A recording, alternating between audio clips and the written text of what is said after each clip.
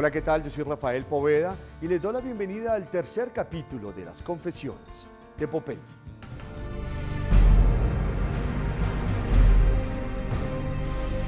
Comenzamos. Al final de la década de los 80 y principios de los 90, Colombia no solo veía la violencia que ejercía el cartel de Medellín para tumbar la extradición, sino el asesinato continuo de los líderes de izquierda, como sucedió con la Unión Patriótica y el M-19. En esas dos guerras hubo un protagonista común, Carlos Castaño Gil. Veamos qué dice sobre este personaje John Jairo Velázquez Vázquez, alias Popeye.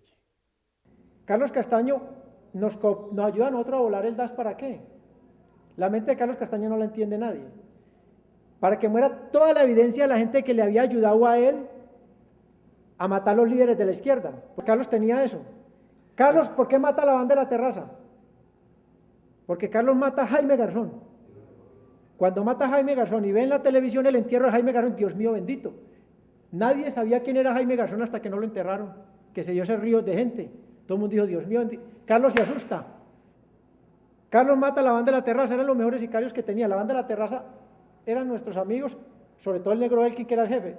Cuando nosotros ya éramos bandidos de nombre en Medellín, ellos jugaban bolitas en un lugar que llamaban La Terraza y robaban carritos y mataban por ahí gentecita. Pero no eran más nada. Cuando ya nosotros caímos en desgracia, que perdimos el poder, ellos se volvieron los putas y eran berracos, aprendieron a trabajar con nosotros. Nosotros los llevamos a hacer vuelticas por ahí para que aprendieran a matar. Carlos cita a la banda de la terraza y los mata por el caso de Jaime Garzón, para que eso quede listo. Antes de los atentados, ¿en algún momento Maza Márquez fue amigo del cartel de Medellín? Maza Márquez no fue amigo, pero tampoco fue enemigo. Carlos Castaño, cuando empieza la guerra con Cali, él estaba llevando una doble vía, porque nosotros estábamos bregando a matar a Carlos y a Fidel. Lo que pasa es que nunca nos iban juntos a la cita, y nosotros no podíamos matar a uno solo porque nos encartábamos, porque empezaban a matar familia. Teníamos que matar a los dos y nunca pudimos que nos fueran, inclusive dentro de la catedral, empezaron a ir a la catedral todavía. Y el patrón me decía, Pope, va a venir este de Carlos, ponga cuidado para dónde mira, porque él mira era para dónde iban a colocar un francotirador. Y ellos tenían mucha conexión con el ejército y a nosotros cuidar el ejército. Carlos, cuando ya empieza la guerra del cartel de Cali, Carlos se va a Cali y conecta a Miguel Alfredo Maza Márquez con Miguel Rodríguez Orejuela. Carlos convence a Maza Márquez, porque no era ni amigo ni enemigo, de que Pablo lo iba a matar. Y es donde Maza Márquez coge lado. Cogen por dinero. Yo se lo oí diciendo a mucha gente de Cali que fui a hablar con el patrón cuando estuvimos tratando de arreglar la guerra. Entre eso, Carlos Alberto Oviedo Alfaro. Los caleños le dieron muchos millones de dólares a Maza Márquez. ¿Sí me entiende? Gente que iba a hablar, porque los caleños siempre nos ganaron la guerra, siempre la ganaron a Pablo Escobar y siempre le pidieron la paz. Que Pablo Escobar era un enemigo letal. Pablo no cometió ese error de no hacer la paz con los de Cali, porque estaba metido Carlos, y Carlos era muy peligroso. Carlos, el patrón lo edificó, Carlos era compañero de trabajo de nosotros. Uno iba a la casa de ellos en Montecasino, ahí en el poblado, y que odiaba a los narcotraficantes, y más narcotraficantes que Fidel, ¿quién? Secuestradores más que ellos. ¿Por qué pelearon Carlos Castaño y Pablo Escobar? Pero Castaño era un subalterno de Escobar. Mire, le voy a explicar bien cómo es la situación. La familia Castaño son narcotraficantes de toda la vida en Medellín. El jefe del narcotráfico era su hermano Fidel Castaño Gil. Carlos no era narcotraficante, Carlos era un niño para la época. Carlos Castaño entra en la guerra después de la muerte de su padre, siendo un niño de 15, 16 años. Carlos Castaño se va haciendo en el cartel de Medellín, se haciendo, y entre los paramilitares va aprendiendo a matar, y Carlos Castaño es entrenado por inteligencia militar. Y es entrenado en los kibbutz de Israel en inteligencia militar, donde le crean su mente. Carlos Castaño está en su pelea con la izquierda. Cuando la izquierda va donde Pablo y le dice que por qué aceptan sus huestes un hombre como los Castaños están atacando a la izquierda, el patrón dice, yo no los puedo sacar porque ellos están directamente con el mexicano, y el mexicano me está apoyando a mí en la guerra contra Cali, en la extradición. Y lo que yo sí hago es que ningún miembro de mi organización ni mi infraestructura va contra nadie de la izquierda. Entonces el patrón lleva esa situación así. Nosotros vamos muy bien. Donde hay el punto de quiebre es antes de la muerte de Bernardo Jaramillo Osa. Allá había un catedrático que fue el que coordinó la reunión entre Pablo Escobar y Bernardo Jaramillosa, porque Bernardo Jaramillosa andaba con escolta del DAS y unos tipos de la Unión Patriótica. Resulta que después de la reunión, Carlos y Fidel secuestran al catedrático. Y el patrón era muy tranquilo para hablar. Y habló delante del catedrático lo que le dijo a Bernardo. Entonces ya a raíz de eso se crea el punto de quiebre. Entonces el patrón está bregando a matar a Fidel y a Carlos, pues tenía que matarlos juntos. No podía matar uno y dejar el otro porque empezaban a matar a una familia. Estamos matando a un hermano. Entonces empezaba el tire y afloje, nos ayudaban las cositas y tal. Y era una cosa rarísima. La última reunión con Carlos la tuvimos en la catedral y con Fidel en la catedral. Carlos subió solo y al otro día vino Fidel, pero no subían juntos. Y al morir Fernando Galeano Berrío, ya ellos en el año 1992 fundan los Pepes. Y nos echan el DAS encima con todo el furor. Le voy a contar una cosa, lo del cartel de Medellín, la relación del DAS y lo de los Castaños es muy complejo de entender. Hay personas en la fiscalía que son expertas en eso, yo lo expliqué acá. Pero una persona que no lo mastique bien, no lo coordina. Es bien complejo. Continuamos con la tercera parte de las confesiones de Popeye. La relación de Carlos Castaño Gil con el desaparecido Departamento Administrativo de Seguridad, DAS, es un episodio de la historia nacional que todavía no se ha podido esclarecer con claridad. Escuchemos la versión de Popeye sobre este tema. Yo llegué a prisión y lo primero que me encontré con un sindicado del avión de Avianca, Chucho Laverde, le dije, usted no tiene nada que ver en esto, llame al fiscal. Y el DAS lo había sindicado a él del avión de Avianca, a Jesús Laverde. El DAS había sindicado a Alberto Jubizarbún de la muerte de Luis Carlos Galán, yo lo saqué en mis declaraciones. El DAS salió corriendo a decir que Pablo Escobar había matado a Bernardo Jaramillo Osa. Una jueza de la República conceptó de que Gustavo Adolfo Mesa Menezaria del Zarco, que era el que se indicaban como sicario de Pablo Escobar que había matado a Bernardo Jaramillo Osa, no tenía nada que ver y que había sido Carlos Castaño. El DAS salió inmediatamente un comunicado diciendo, no, fue Pablo Escobar el que mató a Pizarro León Gómez. El patrón no peleaba con la izquierda, porque el patrón era de izquierda. El patrón tenía esa dicotomía de tener en sus huestes gente como Fidel Castaño, que era miembro del cartel de Medellín, y Carlos Castaño, que era miembro orgánico del cartel de Medellín, y el mexicano, José González Rodríguez Gacha. El patrón tenía que torear esa situación, pero el patrón no dejaba que ninguno de nosotros, ni la infraestructura fuera utilizada para matar a nadie a la izquierda. Nosotros no tenemos nada que ver en ese gran asesinato de la Unión Patriótica, que hay 3.000 muertos. No tenemos nada que ver en la muerte de Bernardo Jaramillo Osa. No tenemos nada que ver en la muerte de Pizarro León Gómez. Los señores del DAS que respondan. ¿Qué decía el patrón cuando lo acusaban de la muerte de Carlos Pizarro León? Mire, nosotros tuvimos un problema. A raíz de la muerte de Bernardo Jaramillo Osa, eso era, la izquierda le manda a reclamar al patrón. Porque realmente el patrón tenía en su mente formar un grupo que se iba a llamar Antioquia Rebelde. El patrón era de izquierda, así fuera narcotraficante. Y él concebía una izquierda con dinero. El patrón realmente rechaza esto de plano. Y el día de la muerte de Bernardo Jaramillo Osa, unos escoltas honestos que están en su trabajo, capturan al pelado, era un menor de edad, y entonces el que estaba implicado no alcanza a ejecutarlo. El menor de edad lo llevan a bienestar familiar, lo tienen en una cárcel de bienestar familiar, como una especie de casa cárcel. Entonces nosotros vamos por el menor de edad. Nosotros casi lo coronamos un día para ponerlo colocárselo a los medios de comunicación, pero después Carlos nos lo quita primero y mata al papá del menor de edad, para borrar toda huella contra el DAS. El patrón realmente estaba rechazando lo que el DAS, y el patrón en sus comunicados rechazaba lo del DAS en la muerte de Bernardo Jaramillo Osa, porque el patrón boleaba codo para no dejarse involucrar en la muerte de la izquierda, porque esa era una estrategia de los Castaños. Bueno, nosotros hacemos una pausa, pero ya regresamos con mucho más de esta tercera parte de las confesiones de Popeye.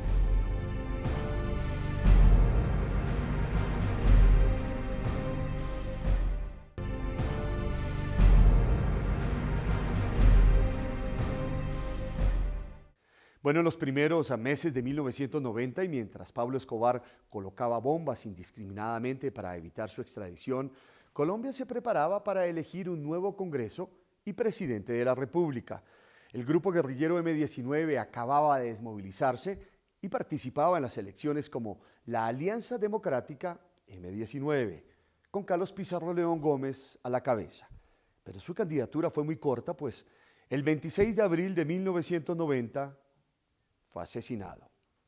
¿Quién mató a Carlos Pizarro León Gómez? Mire, vea, la muerte de Carlos Pizarro León Gómez hace parte de una infiltración que tenía Carlos Castaño Gil en el DAS desde el año 1986.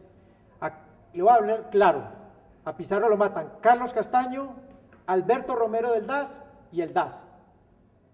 Nadie más. Esa es la muerte de Pizarro León Gómez. ¿Cómo lo sabe usted? Yo lo sé muy fácil porque Carlos Castaño hizo muchos operativos para el cartel de Medellín y dentro de la contabilidad del cartel de Medellín habían dineros para este jefe de seguridad del DAS, Alberto Romero. Yo llevo 5 años hablando de Alberto Romero. La gente me decía, Popeye está loco, eso no existe. Esta semana apareció hace 15 días dando la espalda. Eso hace parte de un crimen, eso es un crimen de Estado, la muerte de Pizarro León Gómez.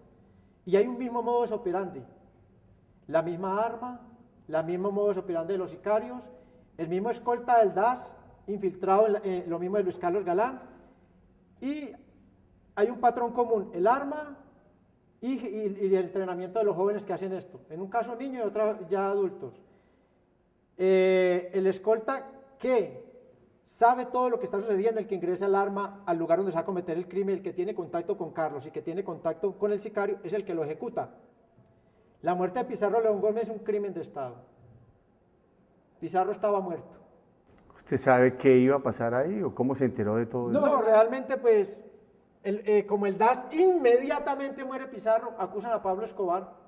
Y yo estaba con el patrón empieza a defenderse de esto, porque ya nosotros habíamos roto el cordón umbilical con Carlos Castaño a principios del 91.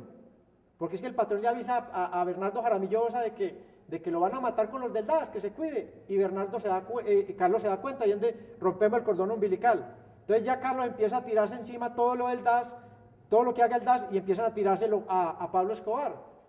El 7 de agosto de 1990 se posesionó como presidente César Gaviria Trujillo y para aumentar la presión sobre el naciente gobierno, Pablo Escobar le agregó a las bombas, extorsiones y asesinatos el secuestro de importantes personalidades.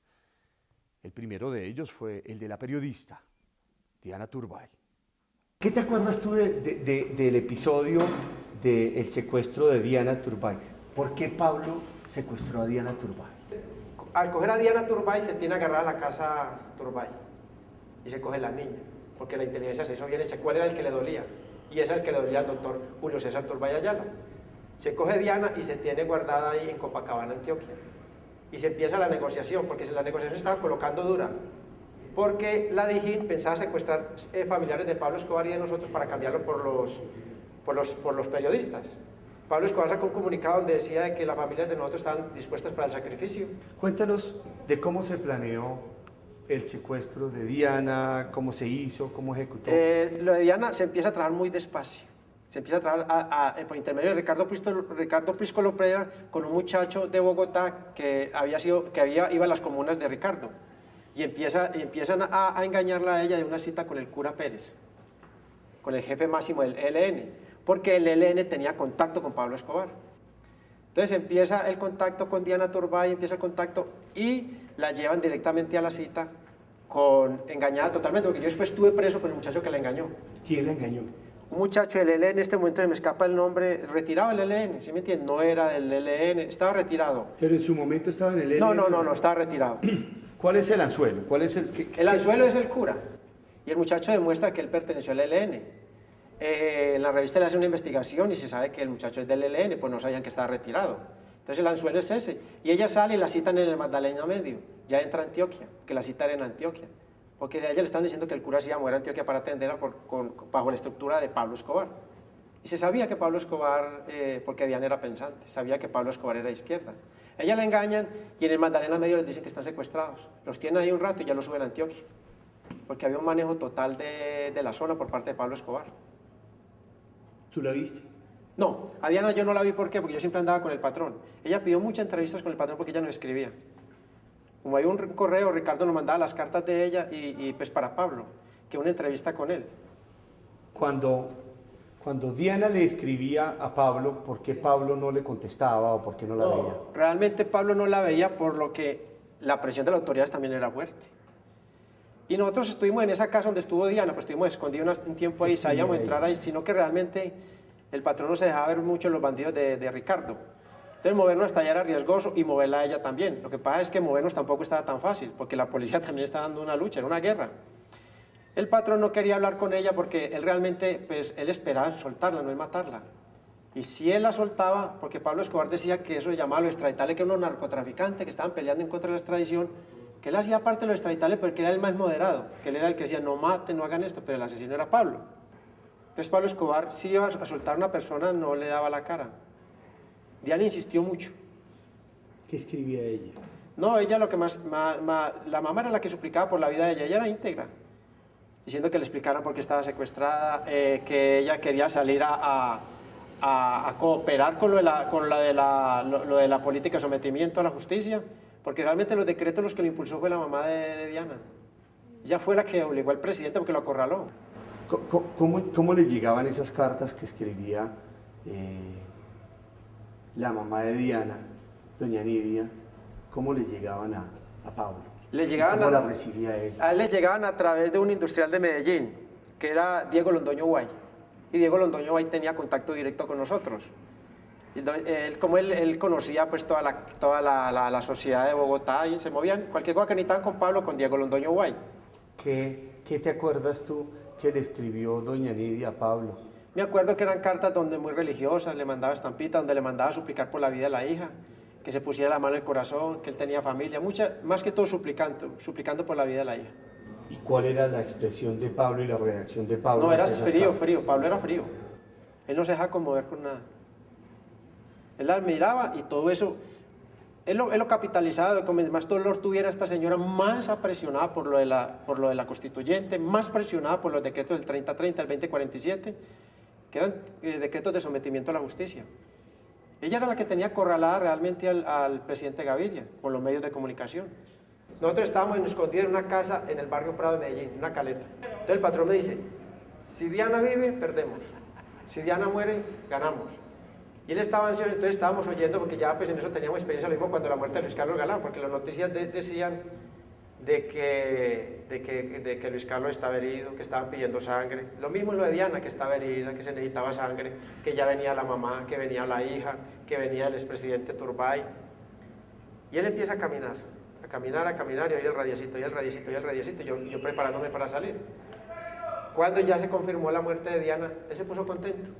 Entonces después el patrón, nosotros buscamos la forma de recuperar con Giovanni Lopera Zavala, que era muy allegado, Ricardo Pisco Lopera, que le decían a ella la modelo, buscamos la gente y tenemos una cita, salimos de la caleta en plena guerra y tenemos una cita, y el patrón, porque la orden del patrón era no ejecutar a Diana y no sacarla, porque la prueba está que mismo Richard Becerra, un camarógrafo, salió a decir, no, es que a Diana no la mata los bandidos, a Diana la mata el helicóptero de la Policía Nacional.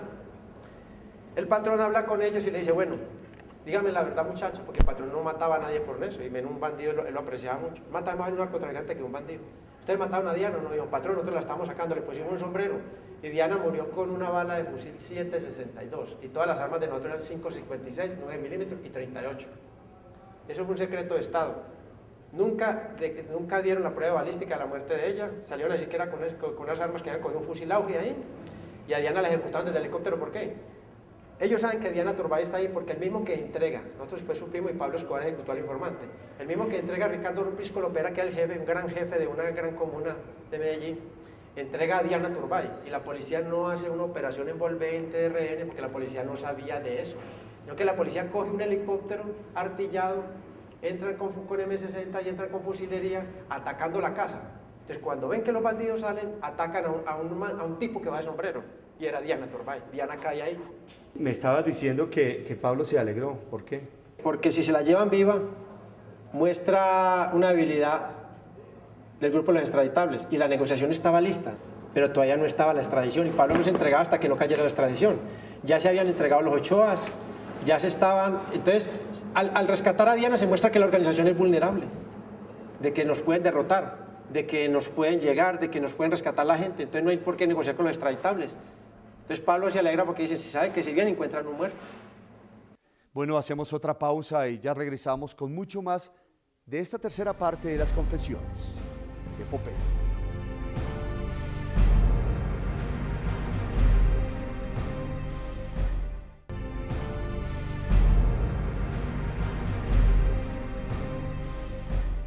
Continuamos con la tercera parte de las confesiones de Popeye. Luego del secuestro de Diana Turbay, Pablo Escobar realizó un plagio que estaba más que anunciado, el del jefe de redacción del periódico El Tiempo, el periodista Francisco Santos.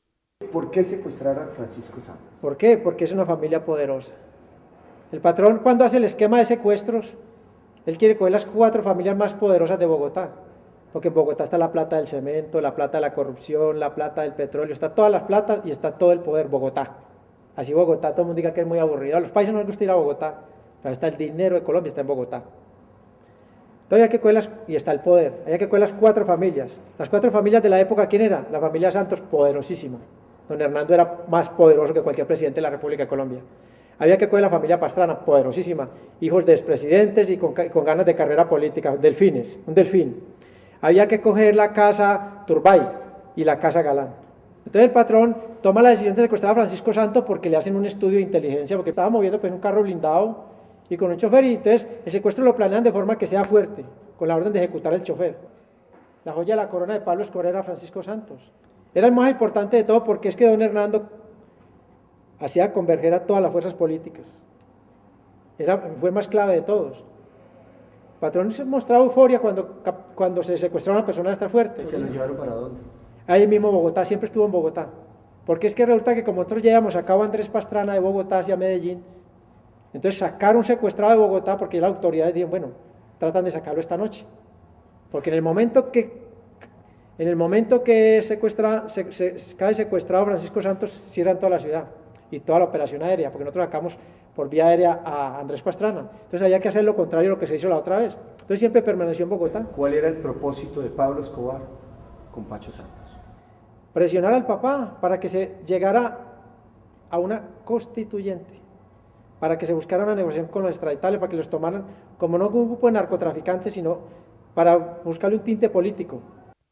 Francisco Santos era la joya de la corona de Pablo Escobar, ya que según Popeye, la presión ejercida por el papá del periodista, de don Hernando Santos, junto a otras influyentes personalidades, logró que Colombia convocara una Asamblea Nacional Constituyente para prohibir la extradición de nacionales.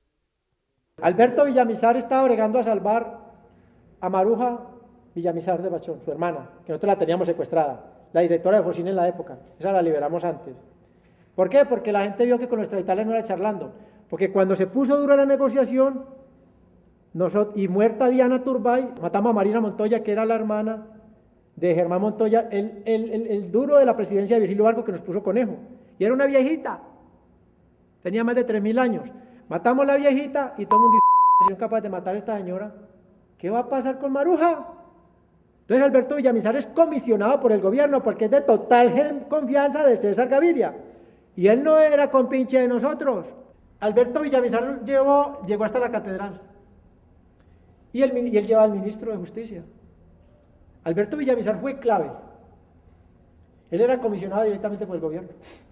Para que negociara con ustedes. Sí, entonces ahí se plantearon las cosas, él iba donde el presidente y volvía, y yo era el encargado de recogerlo. ¿Por eso se dio lo de Francisco Santos? Esa fue una exigencia. Es que, ¿Qué exigencia hubo? Alberto Villamizar iba también don Hernando Santos. Don Hernando Santos no iba a Medellín. Alberto Villamizar iba don Hernando Santos del presidente. Don Hernando Santos, Iba donde ustedes. iban de nosotros, venían de nosotros. Había unos protocolos para recogerlo, no era así, venga, vamos para la casa, no. Es un protocolo complicado. ¿Cómo era? Quite reloj, quite correa, póngase la sudadera, venga, lo monto aquí y le hacía mostrar al fondo. Y la cola me la cuidaba gente enfusilada. Yo pasaba y ahí no pasaba ningún carro más. Y ahí entrábamos del patrón. Y ahí hablaban ellos. Sí, bien, normal y bien. ¿Qué hubo Alberto? ¿Cómo está? ¿Qué hubo Pablo? ¿Cómo está? Y listo. ¿Y qué le exigieron ustedes a quién para soltar a Pacho Santos? No, cuando ya empezó las cosas, entonces se creó lo de la constituyente. Ahí también estaba don Jorge Ochoa. Se habló de la constituyente. Cuando se le soltó ese tarrado a Alberto Villamizar, yo tengo que traer al ministro. Esto es muy duro. Que el patrón se le puso serio ese día porque había rifirrafi ahí. Alberto Villamizar no era bobo, yo. Vino el ministro y se socializó lo de la constituyente y se empezó tanto. Ya empezó a decirle, bueno, hubo inclusive, para esa época colaboraba con otros Diego Londoño Guay y ellos pusieron la revista Semana al servicio de la causa. ¿Cómo así? Pues yo decía que socializaban con los medios que pudieran, ¿sí me entiende? El Tiempo socializó lo de la constituyente. Empezaron con la prensa. la maduraron a punta de prensa, como los aguacates, empezó a socializarse, aquí, allá, hasta que la gente aceptó. Para que el público aceptara Aceptar la constituyente, sí. Porque ¿qué era lo que no aceptaba el público? Que se sacara el artículo 35 de la Constitución solo, porque estaba la embajada norteamericana encima. Porque a Gaviria le tocó frente a los norteamericanos feo. Pero se trataba más de salvar la familia de Galán, porque teníamos a Maruja y a Francisco Santos. ¿Que a Francisco Santos lo salva es don Hernando? ¿Por qué? ¿Por qué? Porque si don Hernando no empieza a socializar con el periódico, porque él no va a salir, ellos empiezan a manejarlo con sus editorialistas y sus cosas, empiezan a manejarlo y la gente dice, sí se puede, pues, una paz en Colombia. Todas las situaciones tienen varias versiones y llegar a una verdad siquiera cercana es imposible. Hago esta aclaración porque el siguiente es uno de los episodios más difíciles de nuestra historia, la encarcelación de Pablo Escobar. Veamos las confesiones de Popeye sobre la catedral. ¿Cómo forzan ustedes a que se dé lo de la catedral? No realmente con los secuestrados. El secuestro es milenario, el secuestro es un botín, el secuestro es vital. El secuestro para cualquier organización es un salvavidas. Ese fue el salvavidas para el cartel de Medellín. Por los secuestros. Por los secuestros. Y las bombas. Realmente las bombas ambientan mucho, porque las bombas cogen la opinión del ciudadano de a pie, que es el que ataca cuando van a entregarle al Estado a un bandido. Dice, bueno, el terrorismo, pues, como el terrorismo ataca son los inocentes, porque son muy pocos los que están en conflicto que llega una bomba. Entonces la señora que va a soltar a su niño por la mañana para el colegio dice, puchica, están colocando bomba y mira al niño y dice, Entonces cuando ve que le van a entregar al Estado a un Pablo Escobar, entonces no se opone. Entonces todo eso ambienta, todo eso ayuda. Pero el corazón, lo central es el secuestro. El secuestro es un arma política brutal. ¿El secuestro fue lo que construyó la cárcel de la catedral? El secuestro construyó la cárcel de la catedral. Cuéntame un poco qué era la catedral. Cuando ustedes llegaron por primera vez, ¿cómo estaba eso? Cuéntame. La cárcel de la catedral era una casa, en una montaña pegada a unos pinos y ahí hacia atrás hay una selva de tierra fría que es muy difícil caminarla para el ejército, que Pablo Escobar la conocía como la palma de su mano porque él se crió en Envigado y todo eso de niño lo recorrió, de joven, porque él nació en el oriente antioqueño. ¿Él escogió el lugar? Él lo escogió el lugar, él compró la casa, el alcalde de Envigado, Jorge Mesa, fue y la legalizó, él escogió el lugar, consiguió otra casa abajo para colocar un citófono, porque realmente el crimen se movió por un citófono. En la catedral había un citófono y la cuerda era aérea, era bien larga. O sea, que no la podían interceptar. No, ahí se veía, ahí no se podía pegar ningún vampiro de ahí. Pablo Escobar, entonces la casa le hacen una malla para que parezca cárcel y le colocan 10.000 voltios a la malla. La cuchilla de los 10.000 voltios está en la celda de Pablo Escobar.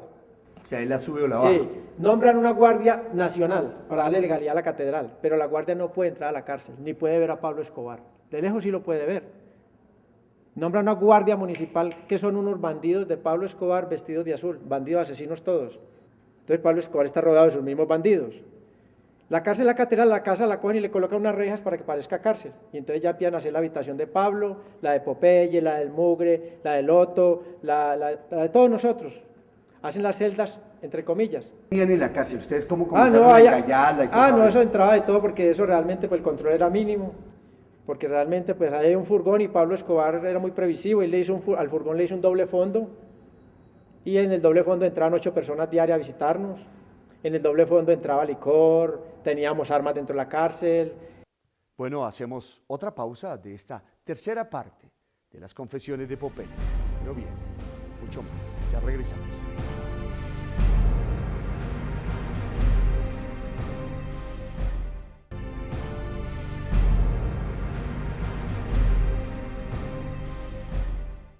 Continuamos con el tercer capítulo de las confesiones de Popeye. A los pocos meses de estar preso en la cárcel de la Catedral en Envigado, comenzaron a circular los rumores sobre los excesos y las cosas poco santas que hacía Pablo Escobar allí. ¿Mujeres entraron? No, toda clase de mujeres iban allá, reinas de belleza, de todo. ¿Nombres? No, realmente pues yo en ese tema sí no me gusta meterme mucho, que trae mucho problema, mi amigo, porque eso... Pero realmente fueron muchas reinas de belleza de la época, ahí encontraron fotos, las banderearon por ahí en los medios de comunicación. Inclusive allá hubo una fiesta, la primera fiesta que tuvimos nosotros así como sosegada, una fiesta de disfraces. Ahí nos disfrazamos todos ahí, entonces yo trabajaba mucho, yo trabajaba 20 horas, dormía 4. Entonces ese día digo, Popeye no trabaja, y entonces que trajeron un disfraz de prostituta y yo me lo coloqué porque yo soy jovial.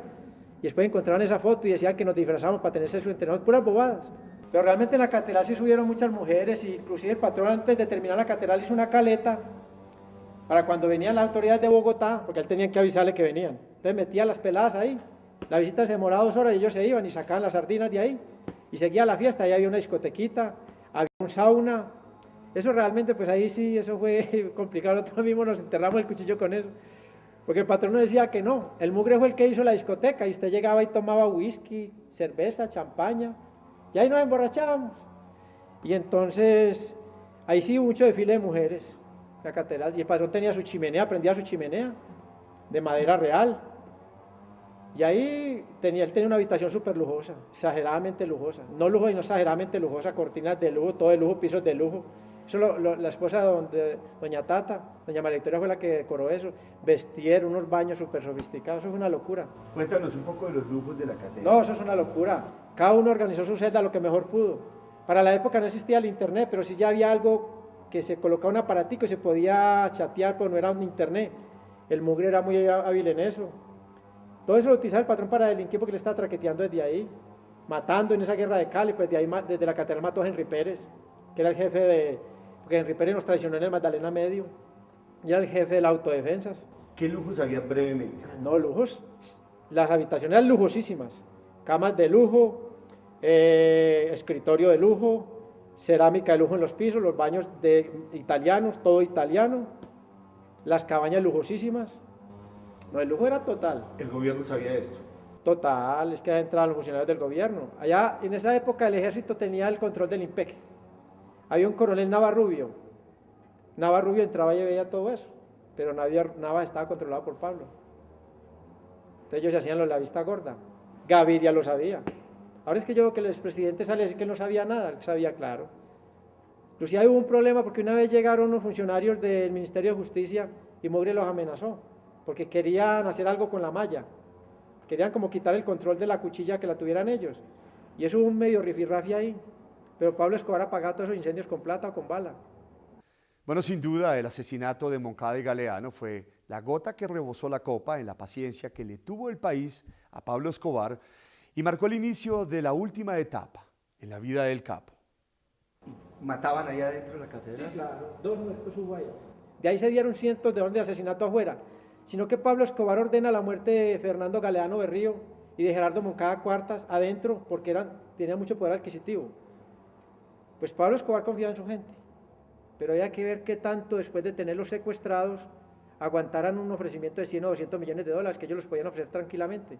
Eran hombres de 1.500 millones de dólares. Entonces Pablo Escobar toma la decisión de asesinarlos dentro de la catedral para él estar ahí, pero sin embargo él no les dio cara. Nos tocó matarlo a nosotros. ¿Por qué lo mató? Eso fue algo bien complicado. Ahí entra a jugar el destino también. Hay muchas personas que no ¿Ellos eran que socios de Pablo? Socios y hermanos de Pablo Escobar en el crimen. Sino que el crimen es serio. Ya hay que entrar a matar a las personas que se quieren. Ahí no se puede tener corazón. Corazón hay que dejarlo en la casa. ¿Qué hicieron ellos? Pablo Escobar, pues realmente en los últimos años, porque Pablo Escobar era muy rico, pero muy rico en propiedades, en obras de arte, diamantes, oro, pero el efectivo se le acabó, porque la autoridad empezó a atacarle la infraestructura con que él traficaba. Entonces él empezó a financiarse con el secuestro. Ya el secuestro estaba difícil porque ya todo el mundo estaba tomando sus medidas, pues, y los secuestros cada día eran más difíciles. Ya las autoridades empezaron a aprender del secuestro y estaba delicada la cosa, porque realmente los que profesionalizamos la policía fuimos nosotros, porque de tanto perseguirnos nosotros aprendieron a trabajar. Y hoy en día la policía es profesional gracias a esa persecución con nosotros. Entonces Pablo Escobar lo financiaban Kiko y Galeano, que eran los ricos del cartel de Medellín, porque mientras perseguían a Pablo, Kiko y Galeano traqueteaban muy duro y mucho efectivo. Cada que Kiko, uno iba con un papelito, mire don Kiko, que el patrón que le manda pide este favor, leía ahí, sí mijo, vaya, ahorita lo llaman.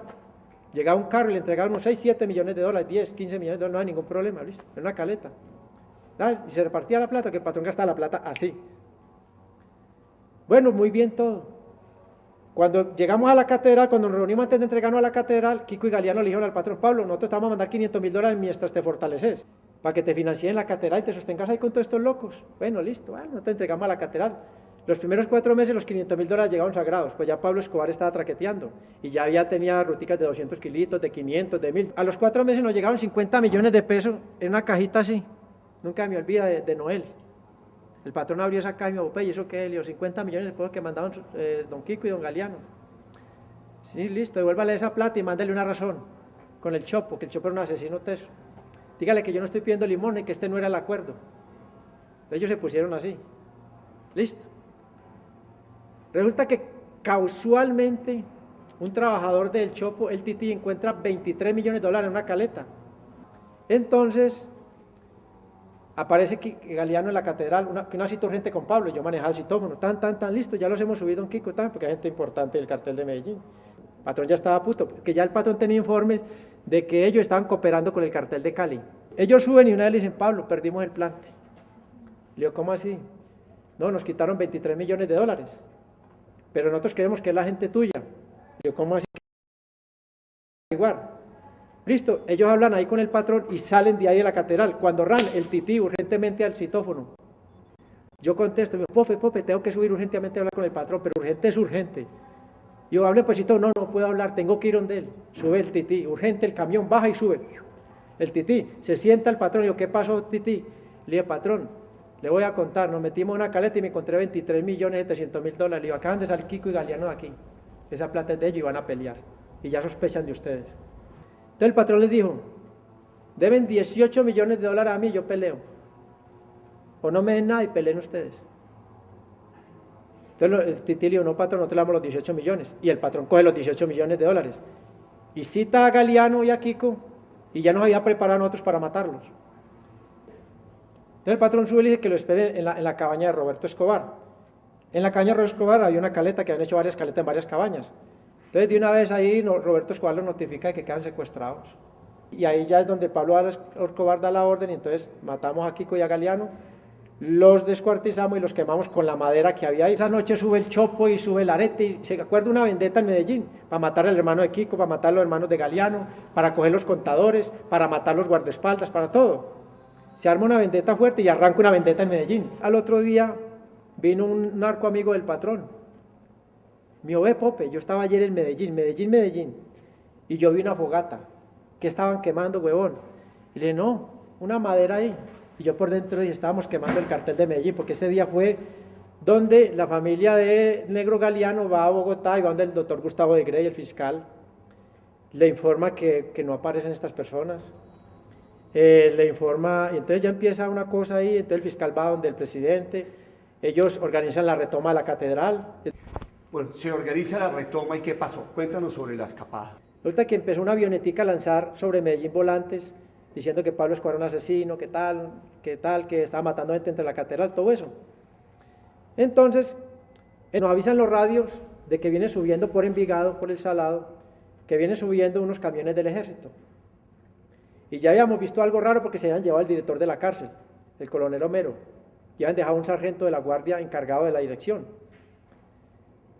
Y entonces empiezan a mover fichas, y el patrón se la cogió y dijo: se nos van a meter. Eso empezó como a las 9 de la mañana. A las 2 de la tarde ya había un general en la puerta empotrando M60 rodeando la catedral. No fueron capaces de entrar. Entonces el patrón da la orden de que saquemos la fusilería nosotros, y nosotros nos enfusilamos. Y empiezan ellos a rodear la cárcel, y nosotros tenemos binóculos, ellos tienen binóculos. El general Pardo Ariza, él no me mira con los binóculos, yo lo miro. Tiene 10 manos, 10 dedos, yo tengo 10 dedos. Y les da miedo entrar, y somos 10 babosos, 12 babosos que vemos allá, y ellos son 100 y pico de hombres, 200 y pico después sabían, porque eran de las fuerzas especiales de Bogotá. ¿Qué hacen? Cometen el primer error. Dan a la 1 de la tarde, 1:30, cogen toda la policía militar que había ahí rodeando la catedral, que la conocían bien, y lo sacan a todos. Se los llevan. Y colocan en esos puestos a la policía, a los soldados profesionales llegados de Bogotá. Y nosotros escaneamos los radios y empiezan, no saben ubicarse. Y el patrón tranquilo, como un témpano de hielo, él empieza a mover, y el patrón dijo: nos tenemos que ir. nos vamos a las 11 de la noche, porque él sabía que a las 11 de la noche la neblina tapaba la catedral, que la catedral siempre era tapada porque eso es una zona alta de Envigado.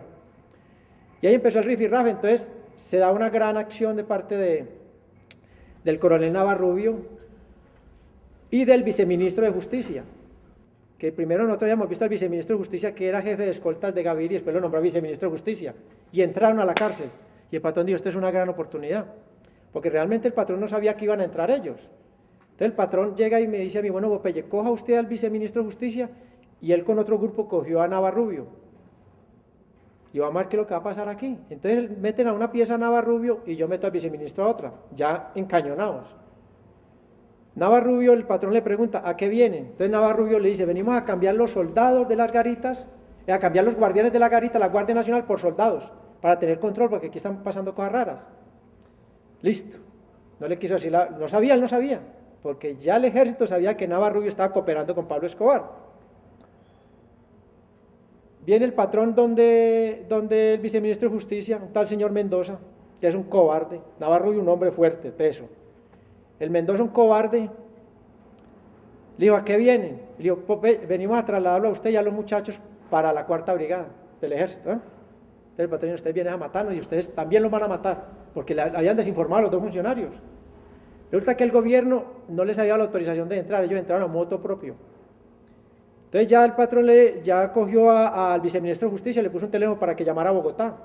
Cuando eso le contestó el secretario de Presidencia, y de una vez le dijo, no, está el decreto listo para echarlo como funcionario, para desvincularlo, para destituirlo. Nosotros no lo autorizamos a entrar y quedaron solos.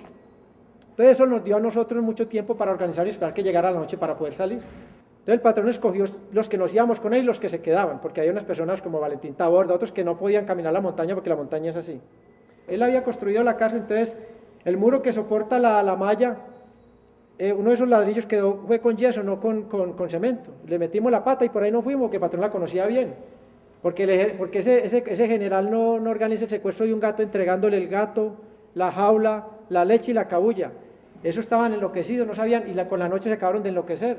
¿Por dónde salieron? Salimos por la parte de la celda del patrón, por debajo de la malla, como le expliqué ahora. Y uno de los muchachos de los guardias municipales que se quedaron ahí, bajó la cuchilla a los 10.000 voltios y nosotros le pegamos la malla y nos fuimos. Por debajo pasamos y nos fuimos. Nosotros empezamos a bajar, porque el patrón conocía perfecto eso. Y bajamos hacia Envigado. Fue tan perfecta la fuga que para la época estaban racionalizando la luz. Y entramos y estaba todo oscuro. Entramos a una finca, aseguramos la finca, era de un amigo del patrón, del Trino. Ya llegó el Arete, llegó otro, José Fernando Posada Fierro, llegaron automóviles, llegó la infraestructura del cartel de Medellín a apoyarnos. Ya de ahí ya se colocó radios en la zona, se aseguró la zona.